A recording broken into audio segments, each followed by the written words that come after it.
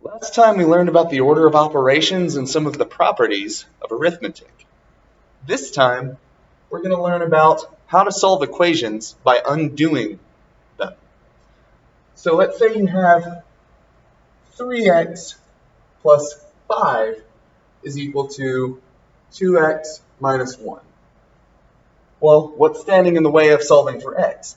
They're not on the same side, so how are you going to get the x's on the same side? You could subtract 3 from here, or you could subtract 2 from here.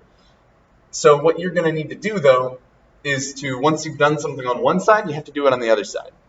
Since this one's more positive, it's a little convenient to start here, so let's subtract 2x to get rid of it here, because we have a positive 2x already, and we want it to be on the side of its friend.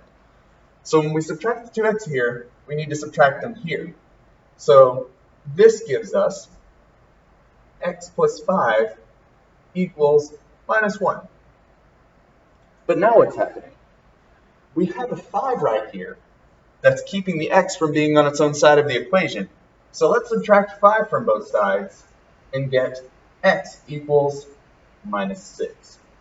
The way we went through that equation is by seeing all of our obstacles one by one and then undoing them by performing the opposite operation on both sides of the equal sign.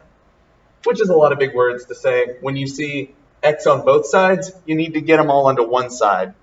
And whenever you have a constant on the side of the x term, once it's isolated, you need to get rid of the constant by subtracting or adding its negative. Then, if you have a coefficient, here, let's say we have instead 4x plus 5 equals 2x minus 1. Then you'll still subtract the 2x to get rid of it over here, but now you'll be left with 2x instead of just 1. And then you can do the same subtract 5 operation, but you still have 2x here.